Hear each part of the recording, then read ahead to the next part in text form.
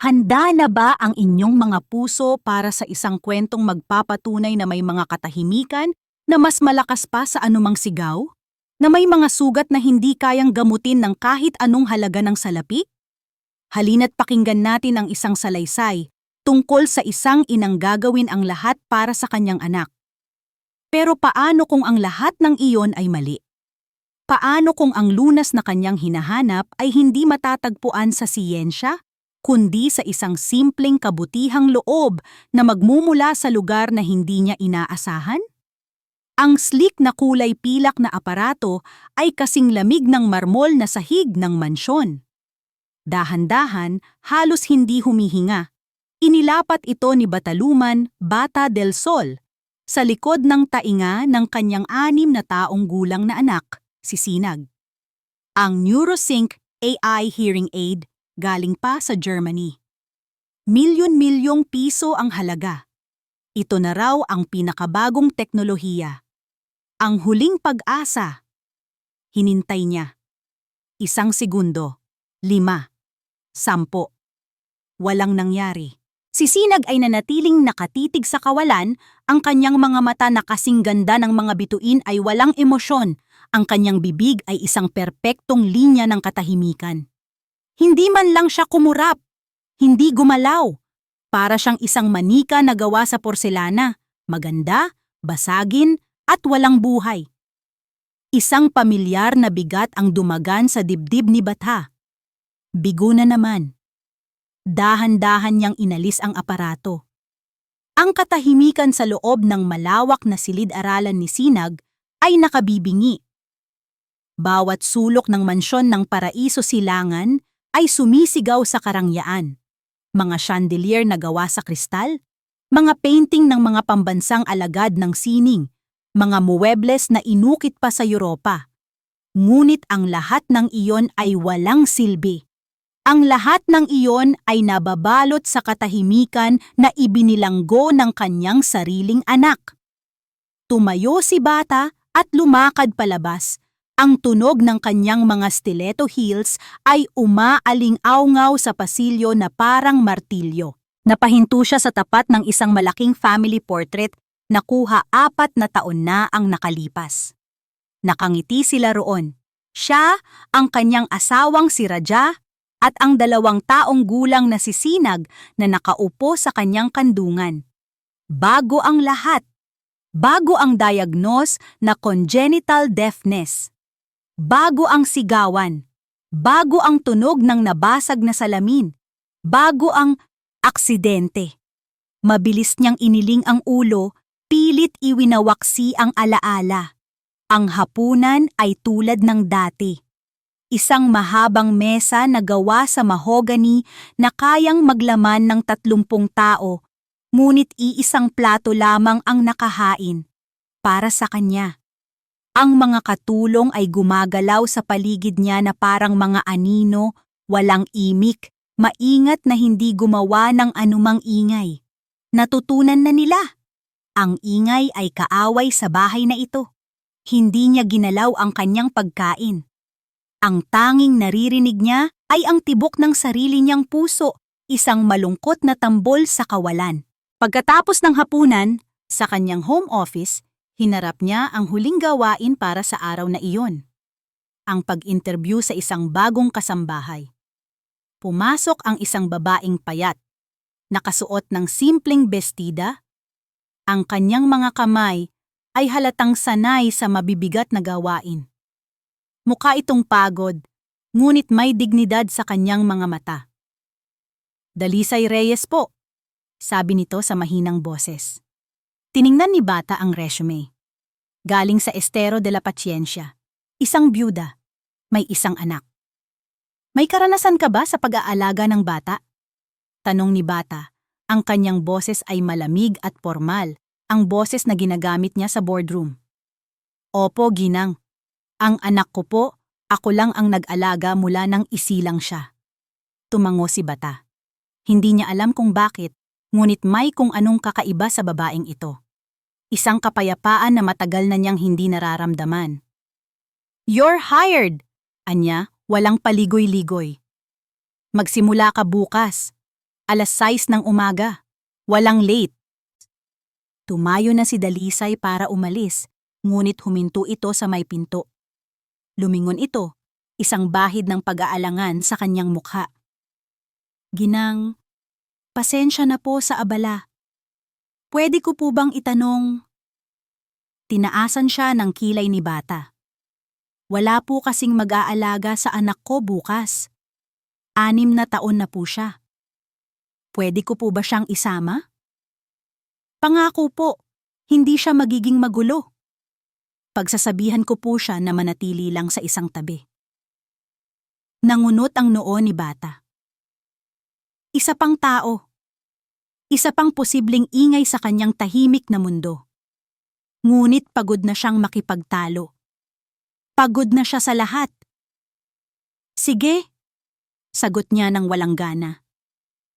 Pero siguraduhin mong hindi siya magiging sagabal.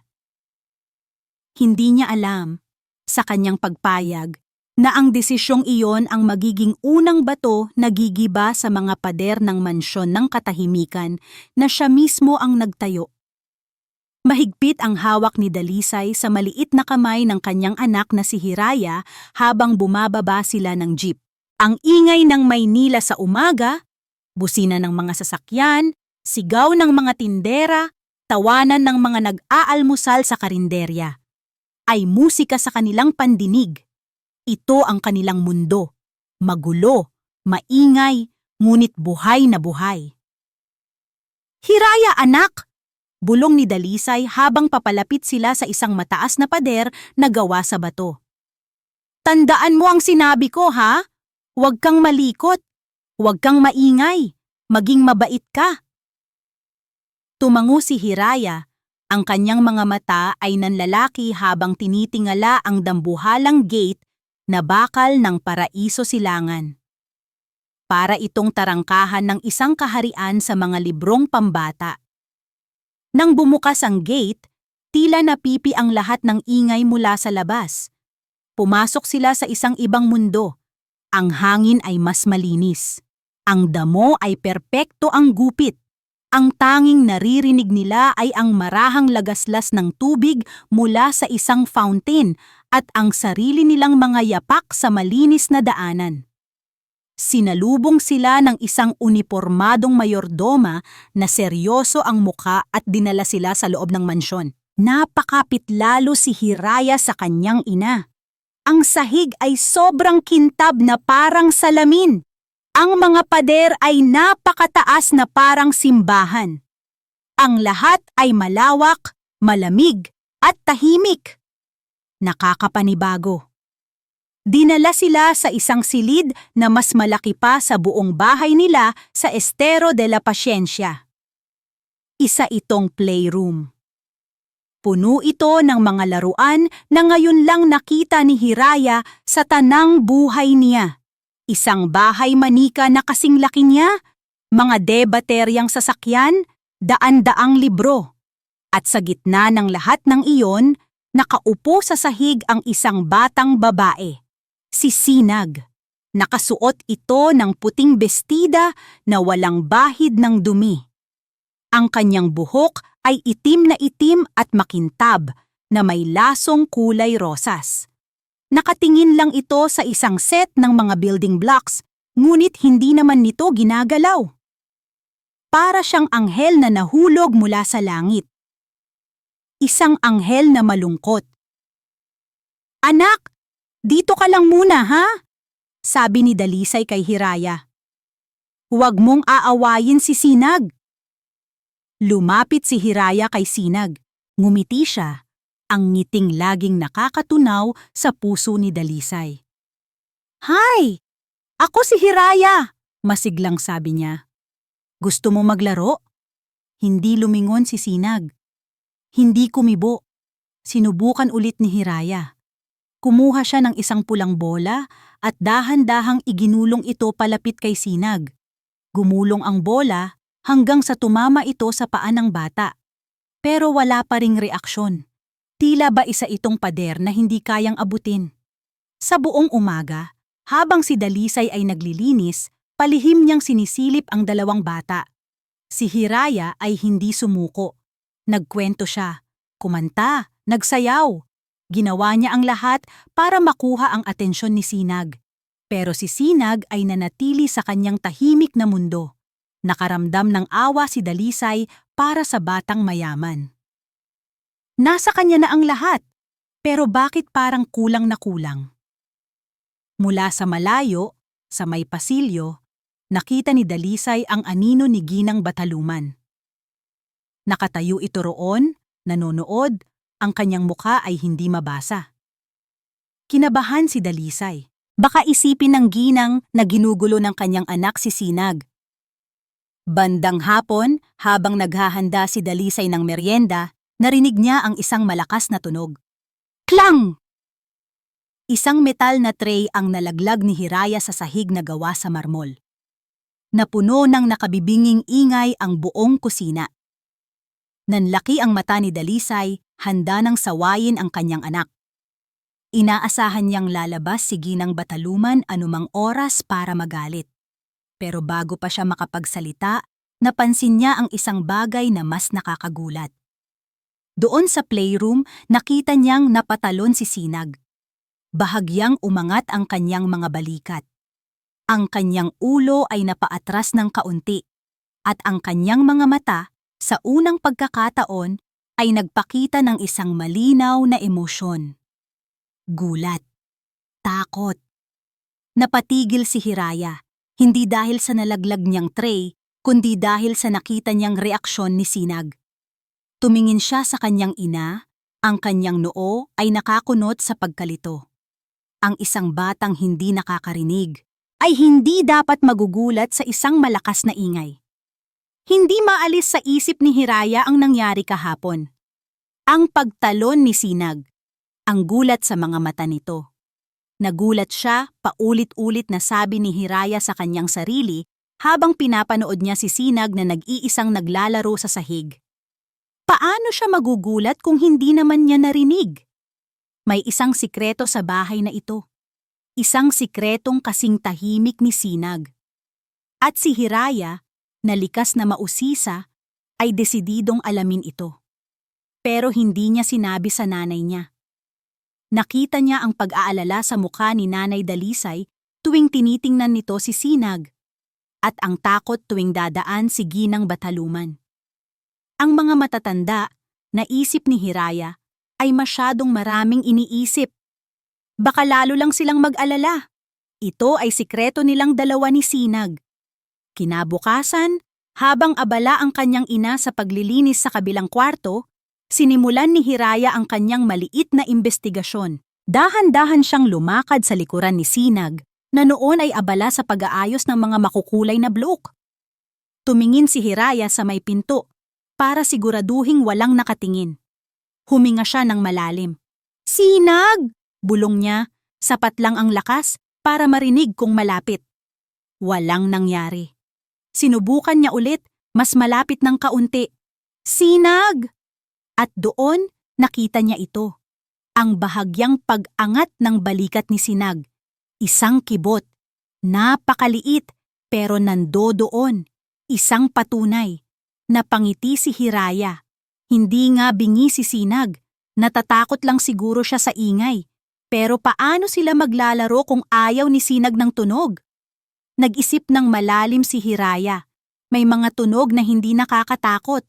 May isang tunog na laging nandyan, kahit sa pinakatahimik na lugar. Lumapit siya kay Sinag at umupo sa harapan nito. Kinuha niya ang kamay ng kalaro, isang kamay na malambot at hindi sanay sa putik, at inilagay ito sa kanyang dibdib. Pakinggan mo, sabi ni Hiraya, kahit alam niyang hindi sasagot si Sinag. Tibok ng puso ko. Sa umpisa, nanigas ang katawan ni Sinag. Sinubukan niyang bawiin ang kanyang kamay, ngunit hindi ito binitawan ni Hiraya.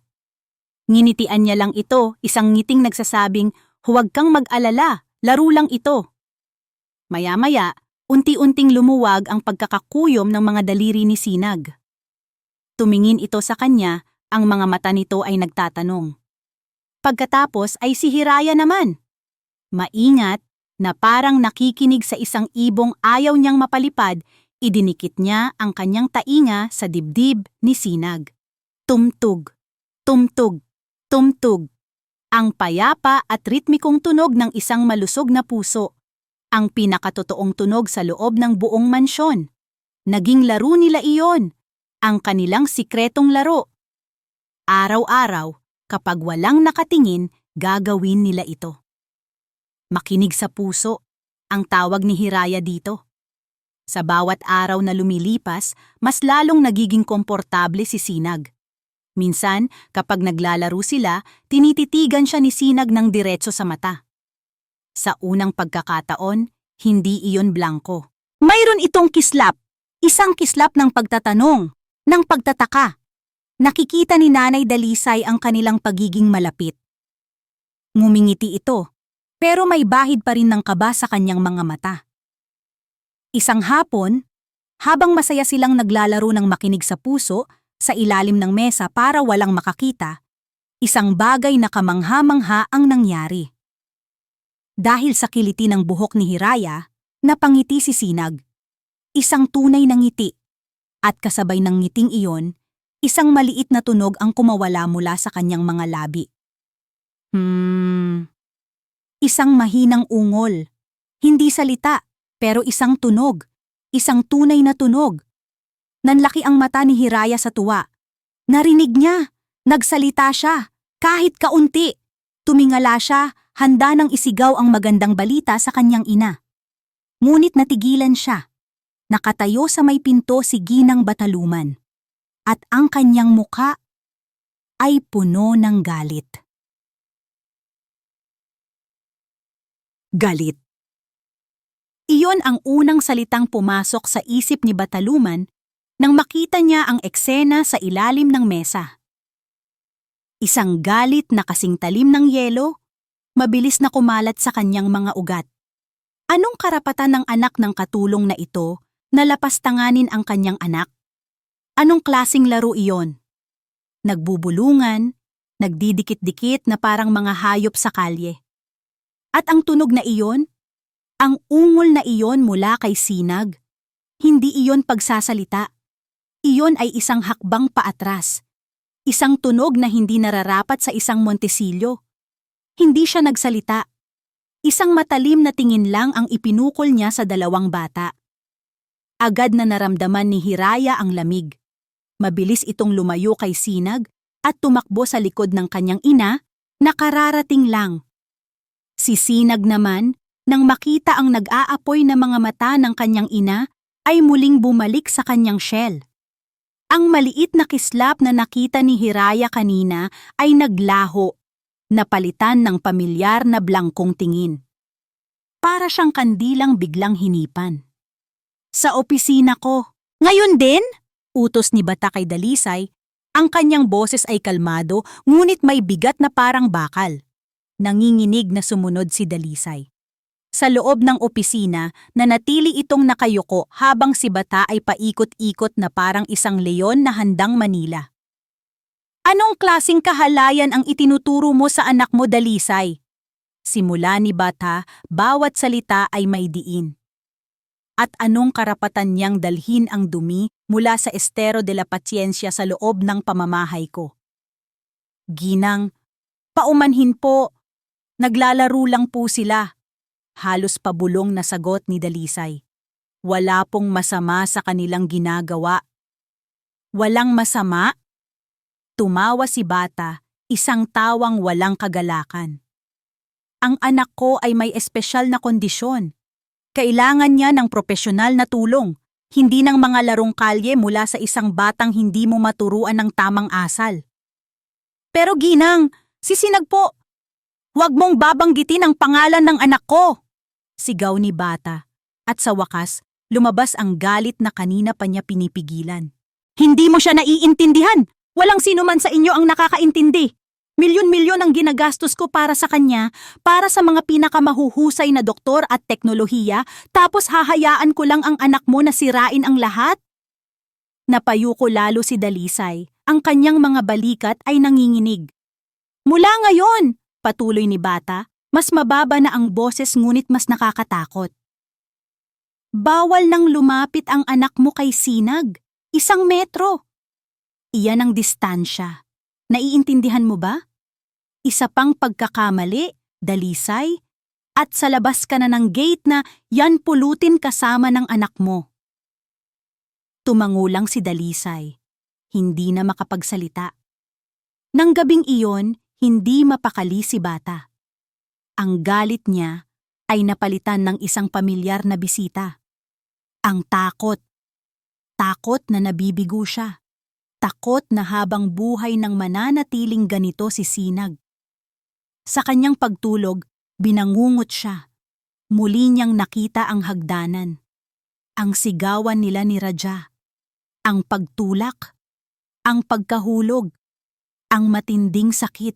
At ang mas matindi pang sakit ng sabihin ng doktor na nawala na ang isa pa niyang anghel. At sa gitna ng lahat ng iyon, ang nakatayo sa itaas ng hagdanan. Ang 2 taong gulang na si Sinag, ang kanyang muka ay nababalot ng takot, ang kanyang bibig ay nakabuka sa isang sigaw na walang tunog.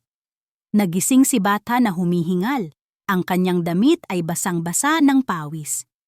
Bumangon siya at dumiretso sa kwarto ni Sinag. Natutulog ito ng mahimbing. Ngunit kahit sa pagtulog, ang kanyang mukha ay malungkot.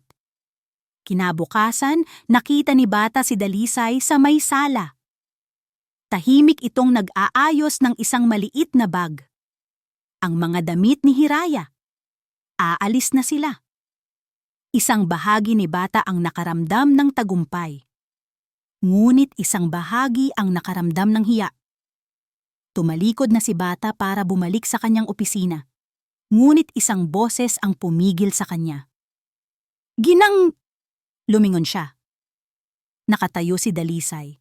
Ang kanyang mukha ay basa sa luha. Ngunit ang kanyang mga mata ay may determinasyon. May hawak siyang damit ni Hiraya sa kanyang mga kamay. Ginang, sa tingin ko po hindi bingi si Sinag.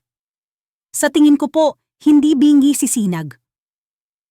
Ang mga salita ni Dalisay ay umaling-awngaw sa isipan ni bata buong magdamag. Isang walang katuturang paratang mula sa isang simpleng labandera.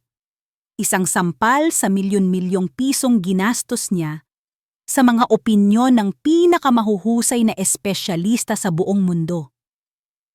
Katawa-tawa!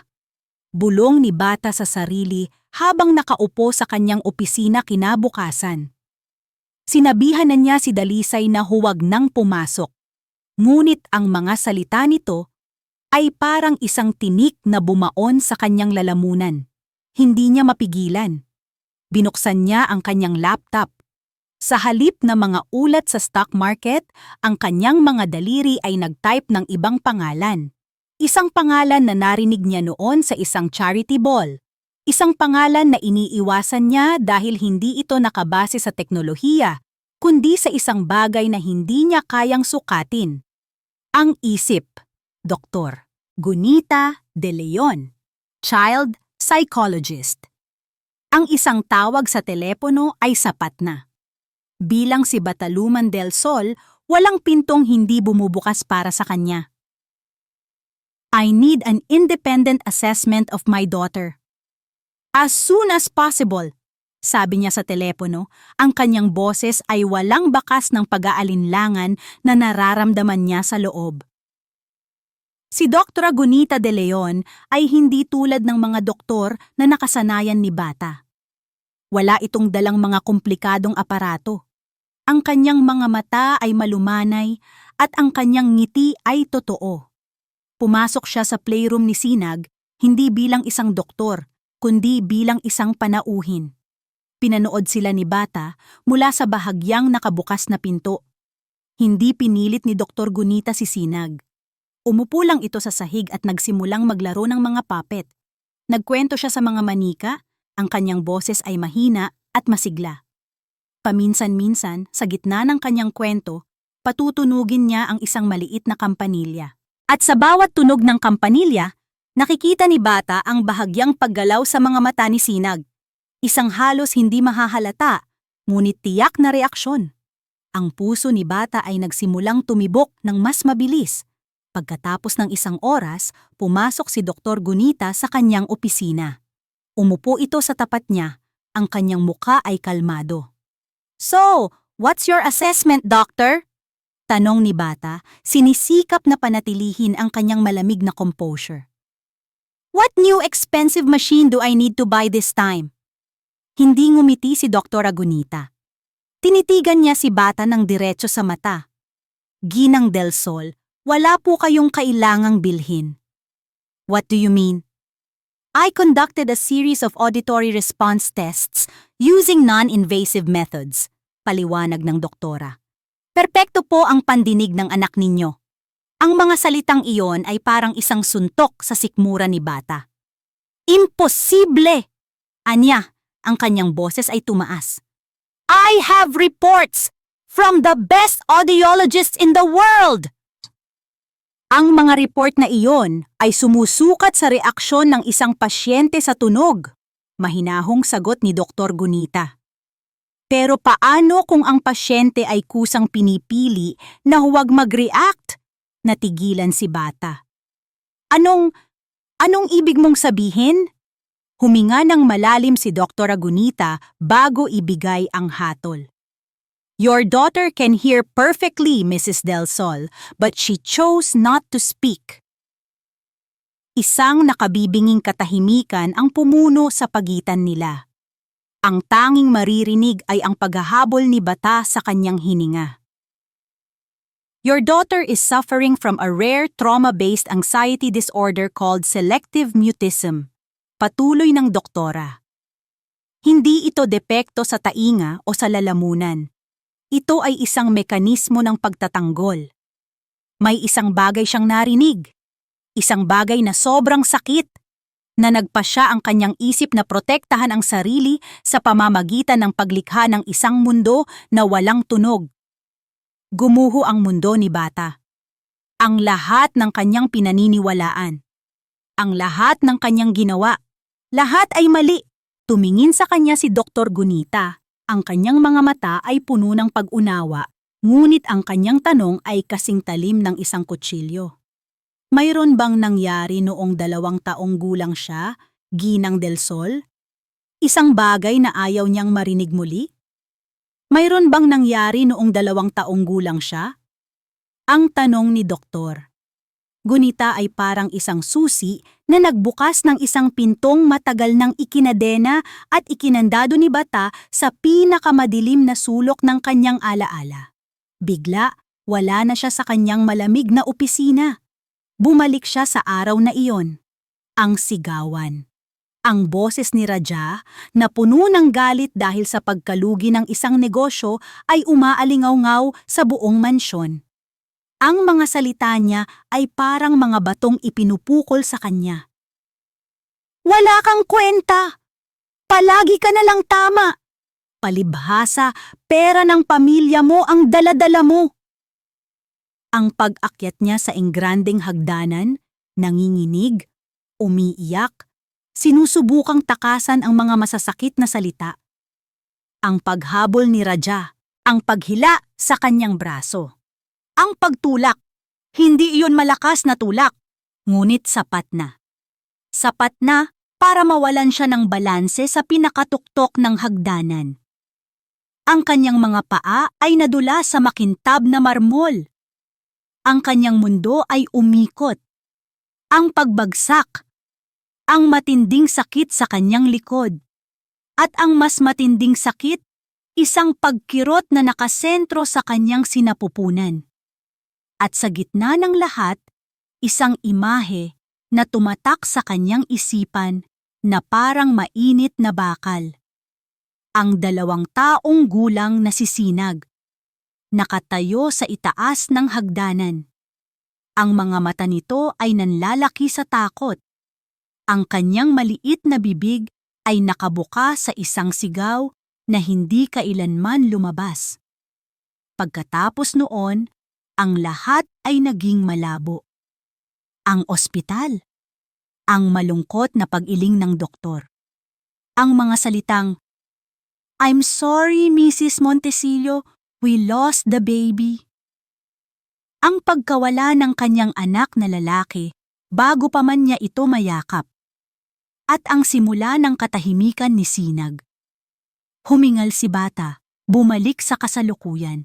Ang mukha niya ay basang-basa ng luha na hindi niya namalayang pumatak. Ang lahat ng ito ay kasalanan niya.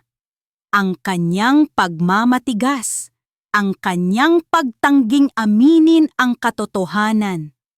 Sinubukan niyang lunurin ang sarili sa trabaho sa mga sumunod na araw, ngunit kahit ang mga numero sa spreadsheet ay hindi na makapagbigay ng aliw.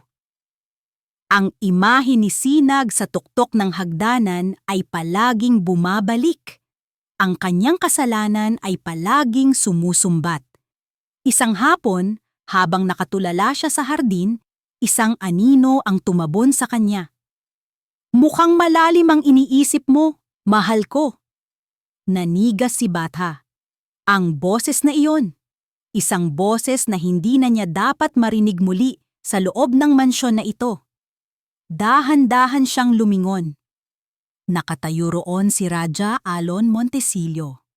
Nakasuot ng mamahaling suit, ang kanyang buhok ay maayos na naka-slick back at ang kanyang ngiti ay kasing kinis at kasing peligroso ng sa isang ahas. "Anong ginagawa mo rito, Raja?" Tanong niya, ang kanyang boses ay nanginginig sa galit at takot. "Dinalaw ko lang ang mag-ina ko," sabi nito, lumalakad palapit. "Narinig ko ang balita na lalo raw lumalala ang kondisyon ng anak natin." Ang paraan ng pagbigkas niya sa salitang kondisyon ay puno ng pangungutya. "Umalis ka," sabi ni Bata. Tumatayo. "Hindi ganoon kadali," sabi ni Raja. May inilabas siyang isang brown na envelope mula sa kanyang briefcase at inihagis ito sa mesang nasa pagitan nila. "Mahalaga yan. Basahin mo." Nanginginig ang mga kamay ni Bata nang buksan niya ang envelope. Sa loob, may mga legal na dokumento, mga papel na mula sa korte. Isang petisyon na inihain ni Raja Alon Montesillo para sa sole and exclusive custody ng kanilang anak na si Sinag. "Nababaliw ka na ba?" Sigaw ni Bata, hindi makapaniwala. "Ako pa ang baliw?" Tumawa si Raja. "Bata, tingnan mo ang sarili mo. Ginugol mo ang mga taon sa paghabol sa isang sakit na hindi naman totoo. Isang ina na emotionally unstable at hindi kayang tanggapin ang katotohanan. Sa tingin mo, kanino ibibigay ng korte ang isang batang may espesyal na pangangailangan?" Ngayon lang napagtanto ni Bata ang lalim ng kanyang pagkakamali. Ang kanyang pagtanggi sa katotohanan ay hindi lang nakasakit sa kanyang anak. Ito rin ang naging sandata na ngayon ay gagamitin laban sa kanya. Ang mag-aalis sa kanya sa kaisa-isang bagay na pinakamahalaga sa mundo. Ang paraiso silangan ay hindi na isang paraiso. Sa loob lamang ng ilang araw, ang mansyon ay naging isang larangan ng digmaan. Para kay Dalisay, ang giyera ay walang tunog ng mga pagsabog, kundi ang walang tigil na pagring ng telepono sa opisina ni Ginang Bataluman. Ang tunog ng mga papeles na mabilis na binabasa. At ang mahihina ngunit matatalim na bulungan ng mga lalaking nakasuot ng barong at mamahaling suit, mga abogado. Pinabalik siya ni Ginang Bataluman sa trabaho isang araw pagkatapos ng pag-uusap nila ng doktora. Walang paliwanag. Isang simpleng text lang na nagsasabing, "Pumasok ka, kailangan ka ni Sinag." At sa gitna ng lahat ng kaguluhan, si Sinag ang pinaka-naaapektuhan. Hindi na siya halos lumalabas ng kanyang playroom. At si Ginang Bataluman ay nagbago. Ang dating malamig at kontroladong babae ay napalitan ng isang taong balisa, laging puyat, at madaling magalit. Para siyang isang alambre na sobrang higpit ang pagkakabatak, handang mapatid anumang oras. At minsan, kay Dalisay ito napuputol. "Dalisay! Sigaw nito isang umaga mula sa opisina. Saan mo nilagay ang folder na may markang Alon Industries? Nasa ibabaw po ng mesa ninyo, Ginang, sa kanang bahagi. Mahinahon niyang sagot. Wala dito! Diyos ko, kahit isang simpleng bagay hindi mo magawa ng tama! Pumasok si Dalisay sa opisina at itinuro ang folder na eksakto kung saan niya sinabi. Hindi humingi ng tawad si Ginang Bataluman.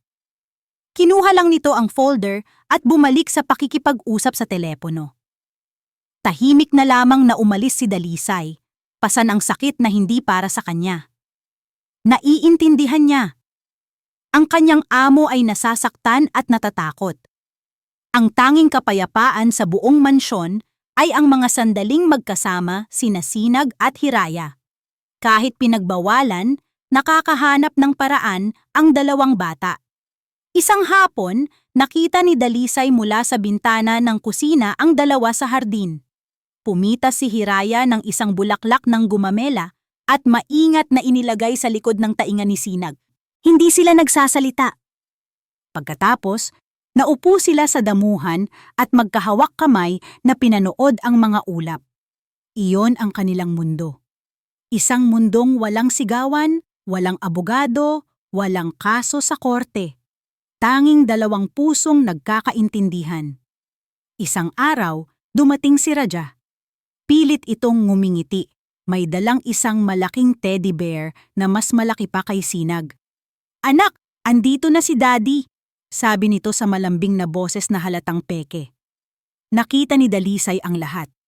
Si Sinag, na noon ay nasa tabi niya, ay biglang nanigas. Nang subukang lumapit ni Raja para hawakan ito, napaatras si Sinag at nagtago sa likod ng mga binti ni Dalisay. Ang kanyang mga daliri ay mahigpit na nakakapit sa palda ng kanyang uniforme. Ang takot sa mga mata ng bata ay hindi maikakaila.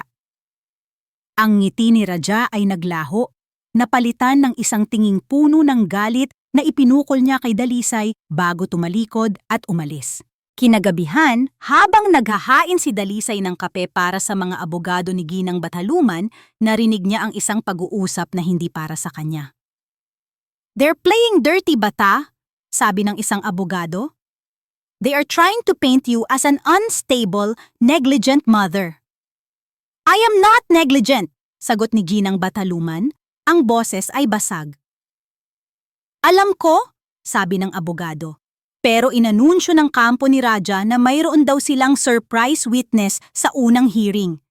Isang taong magpapatunay daw na pinapabayaan mo si Sinag. Natigilan si Ginang Bataluman.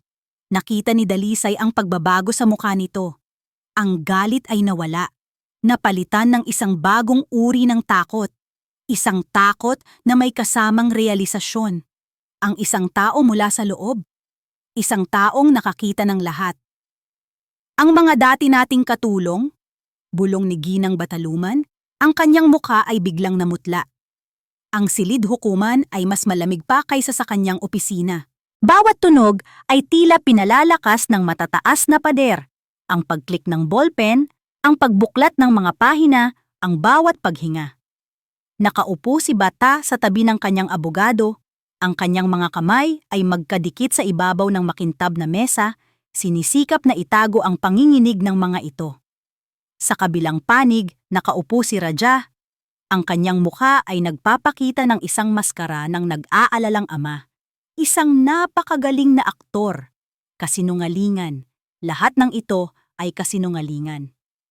"Calling our first witness, Aling Nelia Cruz," sabi ng abogado ni Raja. Isang matandang babae. Ang dati nilang punong kasambahay na nagretiro, 2 taon na ang nakalipas, ang dahan-dahang lumakad patungo sa witness stand. Yumuko ito kay Bata, ngunit hindi niya sinalubong ang tingin nito. "Aling Nelia," simula ng abogado ni Raja. "Sa loob ng 10 taon na paglilingkod ninyo sa pamilyang Montesillo, ano po ang madalas ninyong marinig sa loob ng mansyon?" Sumulyap ang matanda kay Bata. Ang kanyang mga mata ay puno ng awa. "Sigawan po," mahinang sagot nito. "Palagi pong nag-aaway sina Sir Raja at Ma'am Bata." At sa mga panahong iyon, nasaan si Sinag? Madalas po, nasa kwarto lang niya. O kaya po, nakikita ko na lang po siya sa isang sulok, nakatakip ang mga kamay sa kanyang tainga. Bawat salita ay parang isang dagok sa puso ni bata. Totoo. Lahat ng iyon ay totoo. Sunod na tinawag si Dr. Gunita de Leon. Sa simula, nakahinga ng maluwag si bata. Ipapaliwanag ng doktora ang lahat. Doktora de Leon, sabi ng abogado ni bata. Maaari mo bang ipaliwanag sa korte ang kondisyon ni Sinag Montesillo? Sinag is not deaf, paliwanag ni doktora. Gunita sa isang malinaw at propesyonal na tono. She suffers from selective mutism, a childhood anxiety disorder where a child who is otherwise capable of speech becomes unable to speak in certain situations. It's a coping mechanism, often triggered by severe trauma. Ngunit bago pa man makapagpatuloy ang kanyang abogado, tumayo na ang abogado ni Raja para sa cross-examination. Trauma you say, doctor? Tanong nito, ang kanyang boses ay puno ng sarkasmo. So, would you agree that the home environment is a critical factor for a child with this condition? Yes, of course, sagot ni Dr. Tagunita. And a home filled with constant fighting, shouting, "Ooh," would you say that is a healthy environment? It would be detrimental, pag-amin ng doktora. So in your expert opinion, patuloy ng abogado, na ngayon ay nakaturo kay bata. Ang isang inang abala sa kanyang kumpanya, isang inang madalas makipag-away sa kanyang asawa sa harap ng kanilang anak, ang isang inang hanggang ngayon ay hindi matanggap na ang problema ng kanyang anak ay hindi sa pandinig kundi sa takot. Would you say she is the best parent to facilitate the healing of this trauma? Objection! Sigaw ng abogado ni bata. Ngunit huli na ang lahat. Ang pinsala ay nagawa na. Ang katotohanan na dapat sana ay magpapalaya sa kanya ay binaluktot at ginamit bilang isang sandata laban sa kanya. Ang kanyang pagmamahal sa anak ay ipininta bilang isang anyo ng kapabayaan. Tumingin si bata kay Raja at doon, sa ilalim ng maskara ng pag-aalala, nakita niya ito, isang mabilis ngunit malinaw na ngiti ng tagumpay. The court will adjourn, sabi ng hukom. We will reconvene in 3 days to hear final arguments and render a temporary custody decision. Paglabas nila ng silid hukuman, hinarap ni bata ang kanyang abogado. Anong nangyayari? Tanong niya. Ang kanyang boses ay desperado. Bakit? Bakit parang tayo ang masama rito? Tumingin sa kanya ang abogado. Ang kanyang mukha ay seryoso. Bata? Sabi nito sa mababang boses. Sa ngayon, sa mata ng korte, dehado tayo. Malaki ang posibilidad na ibigay nila ang pansamantalang kustodya kay Raja. Dehado tayo. Ang mga salitang iyon ng kanyang abogado ay paulit-ulit na tumatakbo sa isip ni bata. Para siyang nalulunod sa gitna ng isang madilim na karagatan, walang anumang makapitan. Ang lahat ng kanyang pera, kapangyarihan, at impluwensya ay walang silbi ngayon.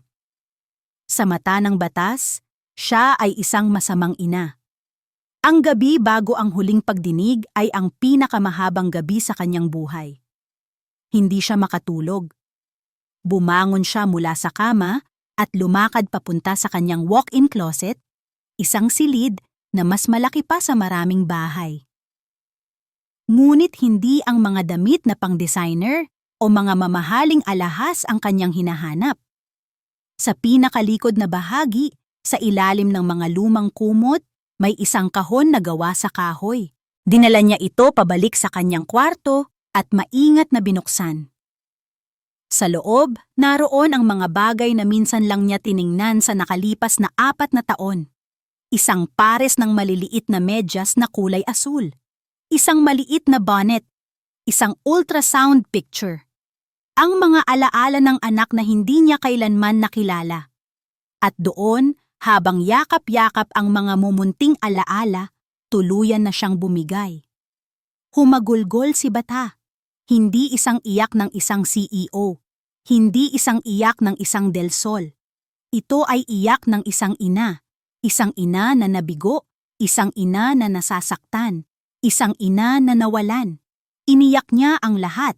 Ang pagkawala ng kanyang anak na lalaki. Ang pagkawala ng katahimikan ng kanyang anak na babae. Ang pagkawala ng kanyang sarili. Ang kanyang kasalanan ay parang isang mabigat na kadena na nakapulupot sa kanyang puso. Ang kanyang pagmamatigas na tanggapin ang katotohanan. Ang kanyang pagbuhos ng galit at frustrasyon sa lahat, sa mga doktor, sa mga katulong, kay Dalisay. Dalisay. Isang imahe ang pumasok sa kanyang isip. Si Dalisay, nakatayo sa kanyang opisina, umiiyak ngunit may tapang sa mga mata. Sa tingin ko po, hindi bingi si Sinag. Siya ang unang nagsabi ng katotohanan. At ang ginawa lang ni Bata ay sigawan ito at maliitin. Isang bagay ang nag-udyok sa kanya. Isang bagay na mas malakas kaysa sa kanyang pride. Tumayo siya, pinunasan ang kanyang mga luha at lumabas ng kwarto. Ang kanyang mga paa ay dinala siya sa pasilyo patungo sa quarters ng mga katulong. Isang lugar sa mansyon na halos hindi niya pinupuntahan. Kumatok siya nang marahan sa pinto ng kwarto ni Dalisay. Nang bumukas ito, nakita niya ang gulat sa mukha ng babae. Si Bata, nakasuot ng silk na pantulog, ang kanyang buhok ay magulo, ang kanyang mga mata ay mugto. Walang salitang namutawi. Dahan-dahang lumuhod si Bata sa sahig sa harapan mismo ni Dalisay. "Tulungan mo ako," sabi ni Bata. Ang kanyang boses ay basag at halos hindi marinig. "Hindi ko na alam ang gagawin ko." Nagulat si Dalisay, ngunit sa kanyang mga mata walang paghuhusga. Tanging pag-unawa. Dahan-dahan niya ring iniluhod ang kanyang sarili para magpantay sila. "Ginang!" At doon, sa malamig na sahig sa labas ng kwarto ng katulong, ikinuwento ni Bata ang lahat.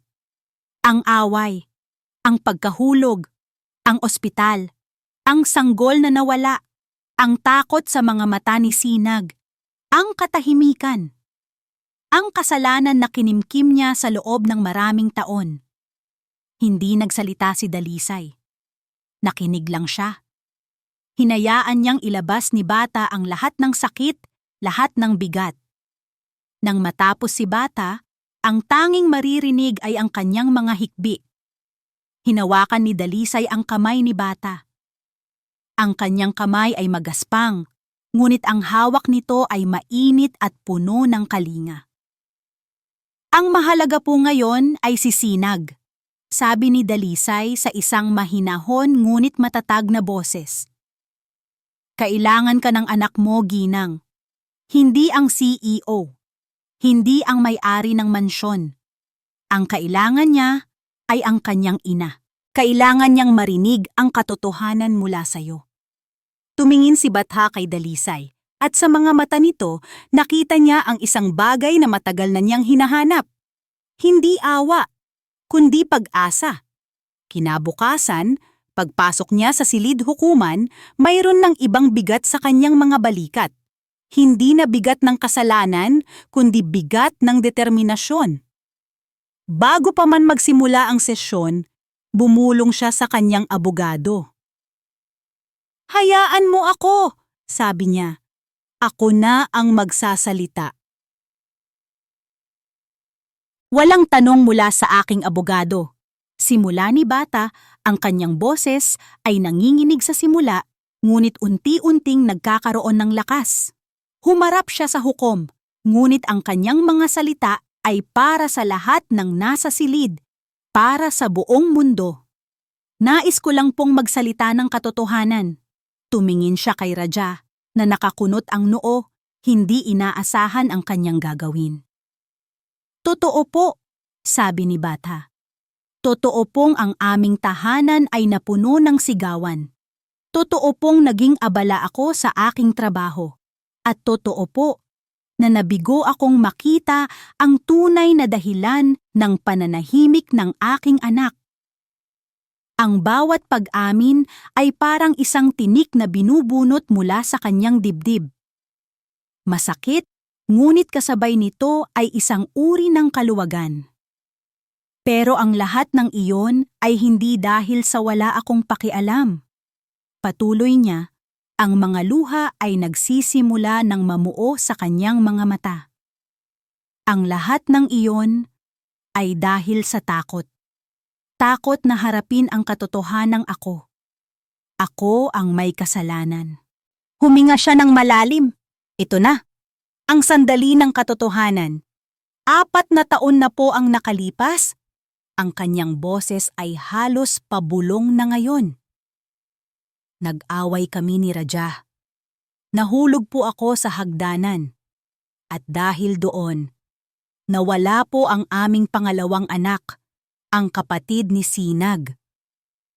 Isang kolektibong paghinga ang maririnig sa buong silid hukuman. Si Raja ay namutla. At ang anak ko pong si Sinag, nakita niya ang lahat, narinig niya ang lahat, ang sigaw ko, ang takot, ang sakit, at mula noon, pinili niyang takpan ang kanyang mga tainga sa pamamagitan ng hindi na pagsasalita para protektahan ang kanyang sarili sa isang mundong masyadong maingay at masakit. Tumingin si Bata sa hukom, ang kanyang mga luha ay malayang dumadaloy. Hindi po ako perpektong ina. Nagkamali po ako. Nabulag ako sa sarili kong sakit. Pero mahal na mahal ko po ang anak ko. At gagawin ko ang lahat para itama ang mga pagkakamali ko. Handa po akong magbago. Pagkatapos niyang magsalita, isang mabigat na katahimikan ang bumalot sa korte. Ngunit ang sakit at galit na matagal niyang kinimkim ay kailangan pa ring lumabas. Sa isang iglap, bumaling ang kanyang tingin sa isang taong tahimik na nakaupo sa likuran. Si Dalisay. At ikaw! Sigaw ni Bata. Ang kanyang daliri ay nakaturo kay Dalisay. Ang kanyang boses ay puno ng hinanakit. Kung hindi ka dumating, kung hindi mo binuksan ang lahat ng ito, sana hindi na kami umabot dito. Ito ay isang desperadong sigaw, isang huling pagtatangka na ibaling ang sisi sa iba. Ito ay hindi makatarungan. Mali. Ngunit sa sandaling iyon, ang kanyang sakit ay mas malakas kaysa sa kanyang katwiran. Nakita niya ang sakit sa mga mata ni Dalisay. At pagkatapos, isang bagay ang nangyari. Isang himala. Isang maliit na figura ang tumayo mula sa upuan sa tabi ni Dalisay. Si Sinag na dinala doon sa rekomendasyon ni doktor. Gunita para maobserbahan. Lahat ng mata ay napunta sa kanya. Ang buong mundo ay tila huminto sa pag-ikot. Ang 6 na taong gulang na bata na hindi nagsalita sa loob ng 4 na taon. Ang batang pinaniwalaan ng lahat na bingi. Dahan-dahan, itinaas niya ang kanyang tingin. Tumingin siya ng diretso sa kanyang ina na umiiyak at sumisigaw. Binuksan niya ang kanyang bibig. At isang salita. Isang maliit, nanginginig, ngunit perpektong salita ang lumabas. Isang salitang bumasag sa 4 na taong katahimikan. Inay. Ang tunog ay parang isang kristal na kampanilya sa gitna ng isang bagyo. Natigilan si Bata. Ang kanyang galit ay naglaho na parang bula. Si Raja ay napanganga, hindi makapaniwala. Ang hukom ay napaayos ng upo. Lahat ng nasa loob ng silid hukuman ay nakatingin sa batang babae. Lumingon si Bata sa kanyang anak, ang kanyang sinag, ang kanyang ilaw, ang kanyang himala. Nakikita niya ito, naririnig niya ito. Inay, ulit ng bata, mas malakas na ngayon, Ang kanyang mga mata ay nagsusumamo. Ang isang salitang iyon ay hindi lang bumasag sa katahimikan. Binasag din nito ang puso ni Bata. Binasag ito para buksan at muling buuin. Inay! Ang salitang iyon ay paulit-ulit na umalingaw-ngaw sa isip ni Bata. Tinatabunan ang lahat ng iba pang ingay sa mundo. Hindi niya namalayan na nakababa na pala siya sa witness stand at dahan-dahang lumalakad patungo sa kanyang anak. Bawat hakbang ay parang isang panaginip. Nang makarating siya, lumuhod siya sa harap ni Sinag hanggang sa magkapantay ang kanilang mga mata. Hinawakan niya ang munting mukha nito. Ang kanyang mga daliri ay nanginginig. Anak, anong sabi mo? Bulong niya. Kailangan niyang marinig muli. Tumingin si Sinag sa kanya, at sa unang pagkakataon sa loob ng napakatagal na panahon, nakita ni Bata ang isang malinaw na liwanag sa mga mata nito, isang liwanag na puno ng pagmamahal. Inay, sabi ulit ni Sinag, at sa pagkakataong ito, isang maliit na ngiti ang sumilay sa kanyang mga labi. Hindi na napigilan ni Bata ang sarili. Niyakap niya ang kanyang anak ng mahigpit, na parang sa pagyakap na iyon ay maibabalik niya ang 4 na taon ng nawalang mga salita. Umiyak siya sa balikat nito, hindi na iyak ng sakit o pagsisisi, kundi iyak ng purong pasasalamat at kagalakan. Nang mag-angat siya ng tingin, nakita niyang nagkakagulo na sa korte. Ang hukom ay paulit-ulit na pumupukpok ng kanyang gavel. Ang abogado ni Raja ay may ibinubulong sa kanyang kliyente. Ngunit si Raja ay nakatingin lang sa kanila ni Sinag, ang kanyang mukha ay isang blangkong maskara. Tila ba sa isang iglap, ang lahat ng kanyang mga plano, lahat ng kanyang kasinungalingan ay gumuho sa isang salita lamang. Dahan-dahan, walang imik, tumayo si Raja at lumakad palabas ng silid hukuman, hindi na lumingon pa. Ang digmaan ay tapos na. Kinahapunan, sa opisina ng hukom, ang desisyon ay naging formalidad na lamang. Ang petisyon ni Raja ay ibinasura. Ang buong kustodya ni Sinag ay iginawad kay Bataluman del Sol. Ngunit alam ni Bata na ang tunay na tagumpay ay hindi ang pagkapanalo sa kaso. Paglabas nila ng gusali, sinalubong sila ng mga reporter. Ngunit hindi sila pinansin ni Bata. Ang kanyang mga mata ay hinahanap ang isang tao. Nakita niya sina Dalisay at Hiraya sa di kalayuan, tahimik na naghihintay, handa nang umalis. Iniwan ni Bata si Sinag sa kanyang abogado at mabilis na lumakad patungo sa kanila. Huminto siya sa harapan ni Dalisay, ang babaeng kanyang sinigawan, ang babaeng kanyang hinusgahan, ang babaeng nagligtas sa kanila. Walang mga kamera, walang mga abogado, tanging 2 ina. Dalisay, sabi ni Bata, ang kanyang boses ay puno ng emosyon. Patawarin mo ako. Hindi niya hinintay ang sagot. Yumuko siya. Isang Bataluman del Sol, yumuko sa harap ng kanyang kasambahay, sa gitna ng maraming tao. Isang pagyukong hindi dahil sa kahihiyan, kundi dahil sa pinakamataas na antas ng pasasalamat at paggalang. Naramdaman niya ang kamay ni Dalisay sa kanyang balikat. Ginang, tumayo po kayo, sabi nito. Ang boses ay nanginginig din. Pag-angat ni Bata ng kanyang ulo, nakita niya ang mga luha sa mata ni Dalisay, ngunit may kasama itong isang matamis na ngiti. Kinabukasan, nagpatawag ng press conference si Bata. Inaasahan ng lahat na magsasalita siya tungkol sa kaso. Ngunit iba ang kanyang inanunsyo. Ngayong araw, sabi niya sa harap ng mga kamera, habang si Sinag ay mahigpit na nakahawak sa kanyang kamay. Formal kong inilulunsad ang Hiraya Sinag Foundation.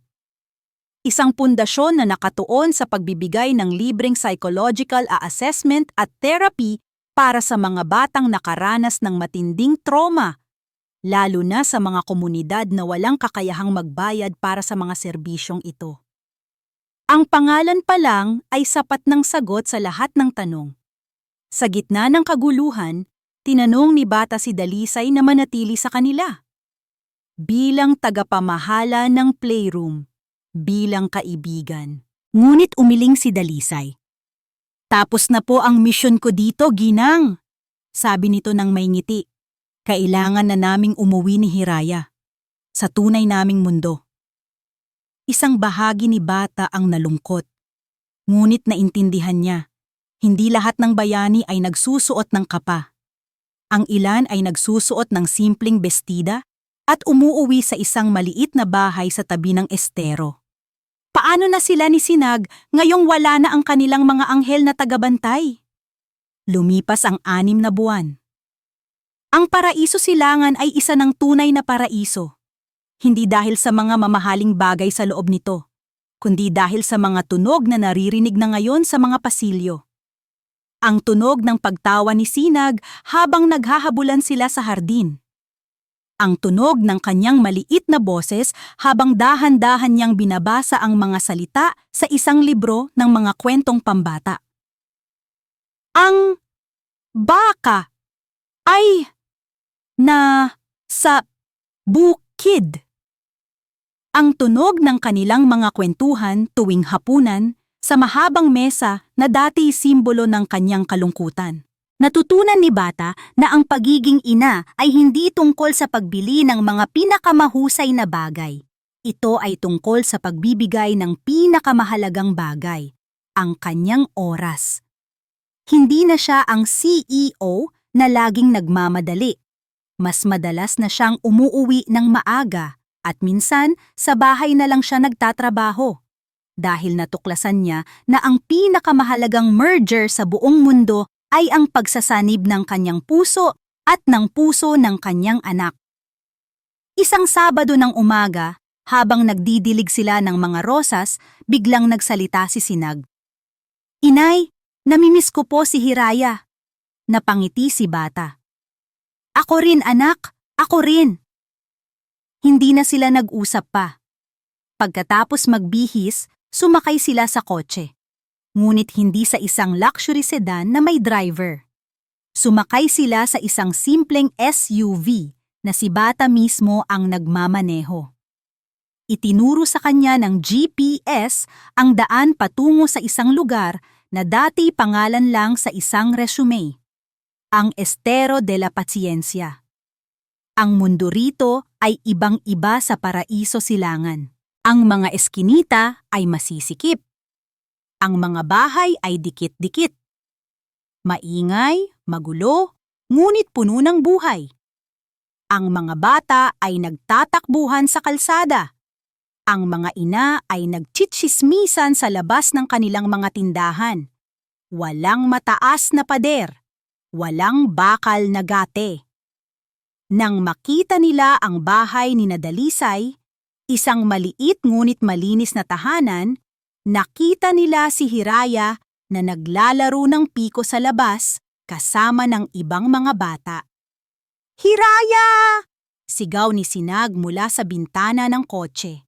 Napahinto si Hiraya sa paglalaro. Nanlaki ang kanyang mga mata. At pagkatapos ay sumilay ang isang ngiting kasing liwanag ng araw. Sinag! Ang muling pagkikita ng dalawang bata ay parang isang eksena mula sa pelikula. Nagtakbuhan sila at nagyakapan ng mahigpit sa gitna ng eskinita, umiikot-ikot, tumatawa. Walang mayaman, walang mahirap, tanging dalawang matalik na magkaibigan. Lumabas si Dalisay mula sa kanilang bahay, may daladalang isang plangganang labada. Natigilan ito nang makita si Bata na nakasandal sa kotse, nakangiti. Lumapit si Bata. Hindi na siya ang amo, hindi na rin katulong si Dalisay. Sila ay dalawang ina, pinag-isa ng isang pambihirang paglalakbay. Naupo sila sa isang maliit na bangko sa labas, umiinom ng malamig na tubig mula sa baso habang pinapanood ang kanilang mga anak na naglalaro. Ang isa ay isinilang sa karangyaan at natutong makinig. Ang isa ay isinilang sa kahirapan at natutong magpagaling. Salamat, Dalisay, sabi ni Bata. Ang kanyang mga mata ay nakatuon sa nagagalak na mukha ni Sinag. Salamat sa lahat! Ngumiti si Dalisay, isang ngiting puno ng kapayapaan. Walang anuman po, Ginang. Minsan po, ang kailangan lang talaga natin ay isang taong handang makinig sa tibok ng ating puso. Tumingin si Batha sa kalangitan. Ang araw ay nagniningning. Ang hangin ay sariwa. At sa unang pagkakataon sa loob ng maraming taon, narinig niya ang isang bagong awit. Ang awit ng pag-asa. Ang awit ng paghilom. Ang awit ng isang bagong simula. At dito po nagtatapos ang ating kwento para sa araw na ito. Isang kwentong nagpapatunay na ang tunay na lunas sa pinakamatinding sakit ay hindi nabibili ng salapi o nakukuha sa kapangyarihan. Ito ay matatagpuan sa isang simpleng pagpapakumbaba, sa tapang na harapin ang pagkakamali at higit sa lahat, sa pakikinig. Hindi lang gamit ang tainga, kundi gamit ang buong puso. Maraming salamat po sa inyong walang sawang pagsubaybay at pakikinig. Sana po ay may aral kayong napulot sa kwento ng buhay ni na Bataluman, Dalisay, at ng dalawang batang naging simbolo ng pag-asa, sina Sinag at Hiraya. Ano po ang masasabi ninyo sa ating kwento? At anong uri ng mga kwento pa ang nais ninyong marinig sa mga susunod nating paglalakbay? I-comment lamang po sa ibaba. Ang inyong mga salita ay napakahalaga sa amin. Hindi dito nagtatapos ang ating paglalakbay. Marami pa pong kwentong kasing ganda at mas puno ng aral dito sa aming channel. Kung nagustuhan nyo ang kwentong ito, i-like, i-share sa pamilya at mga kaibigan, at mag-subscribe na rin para lagi kayong updated sa mga susunod pa naming kwento. I-click nyo ang notification bell para kayo ang unang makarinig kapag may bago kaming upload. Pagpalain po kayo ng Panginoon, kayo at ang inyong buong pamilya. Hanggang sa muli!